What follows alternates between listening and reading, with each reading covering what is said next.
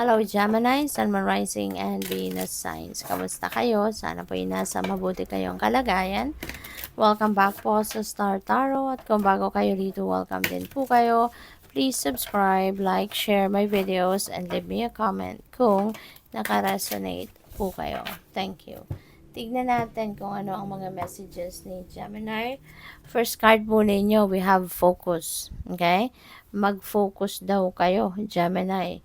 Maaaring ang iba sa inyo distracted or have the tendency to be distracted. Kaya, ito yung paalala sa inyo. Focus, okay?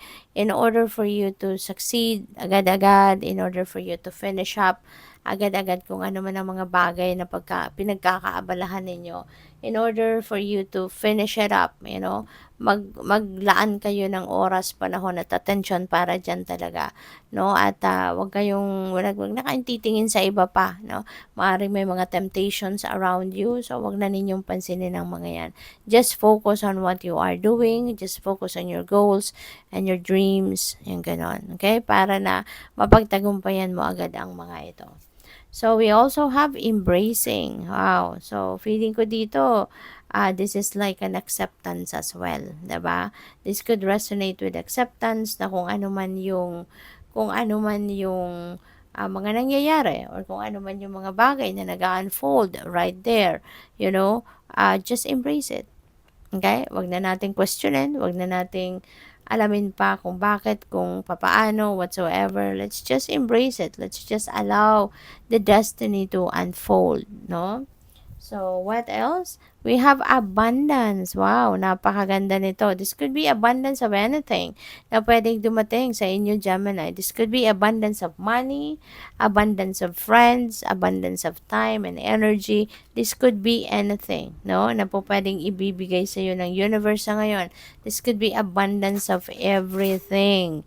'Diba? Kaya i-align mo na yung sarili mo with this energy para tuluyan ng lumapit, no, yung kasaganaan na to sa buhay mo.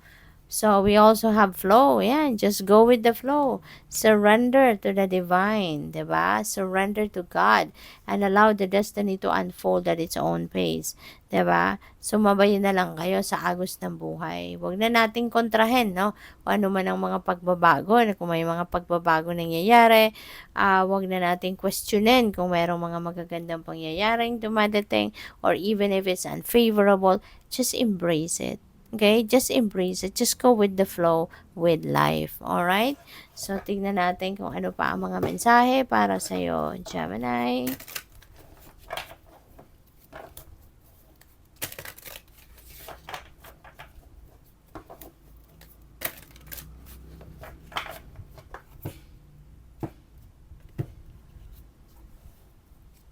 So, we have surrender to the wisdom of your body. Sabi dito, listen to your body's messages about a person or situation. If you feel physically drained or uncomfortable, be cautious. Okay? If you are energized and happy, then move forward.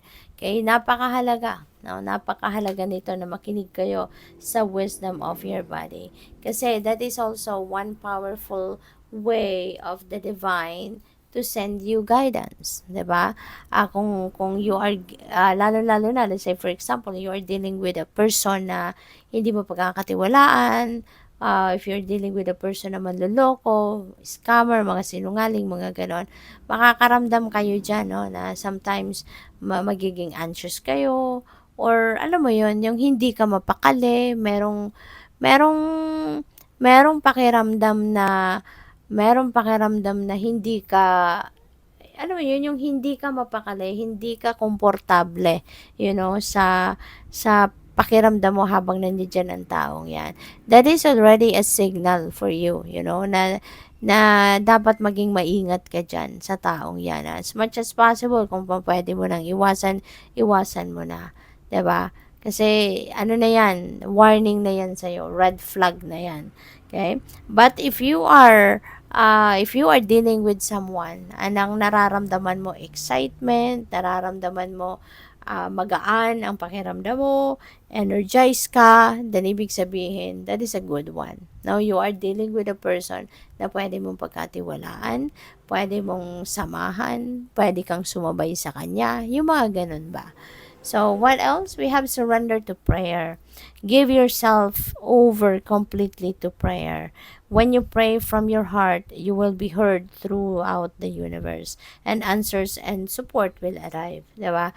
Kung taos puso, no, ang inyong pagdadasal, at lalo-lalo na kung ang ipinagdadasal mo is for your benefit, for your own good and the good of all, 'di ba? Kung ikakabuti ng hindi lang ikaw, kundi ikakabuti ng mga tao sa paligid mo, rest assured that the universe will listen to your prayer, 'di ba? And also, always remember that prayer is very powerful, that it can move mountains, 'di ba? Miracles do happen, 'di ba? Ibibigay at ibibigay sa iyo ng universe ang kung ano man ang kailangan mo, kung ano man ang ipinagdadasal mo, provided that you are praying from the heart, 'di ba? Yung hindi lang sa sinasambit mo lang ang pakiusap na yan just for the sake of masabi mo lang na nagdasal ka. Pero kung hindi naman yun taos puso, 'di ba? Ramdam ng universe 'yan, 'di ba? Na hindi walang sincerity doon sa iyong hinihingi or sa iyong pinagdadasal. So we have surrender to inner peace. Cultivate inner peace on a daily basis. In quiet, meditative moments, focus on the stillness within and enjoy this inner refuge. Others will feel your good vibes too, and your life will flow more easily. Okay? So, maaari ng iba sa inyo. Ito yung kailangan na ninyong i-practice sa buhay mo every day, 'di ba? At at a certain time, no, sa buhay natin sa isang araw, 'di ba? There should be at least a short time, no, na makapag-ano ka, makapag-meditate ka, makapagpahinga ka, or yung bang makapag-ano ka muna, makapag-spend ka ng me time. You don't need the whole day, 'di ba, para gawin 'yan.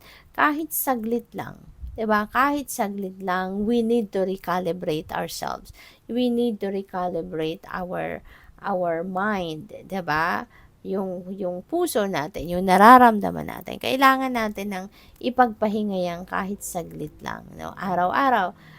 Just like kunyari, naka-break time ka, 'di ba? You can take a quick meditation para lang na ma-refresh ka, 'di ba? For the rest of the day, refreshed ang isip mo, magaan ang pakiramdam mo, or before ka matulog, 'di ba?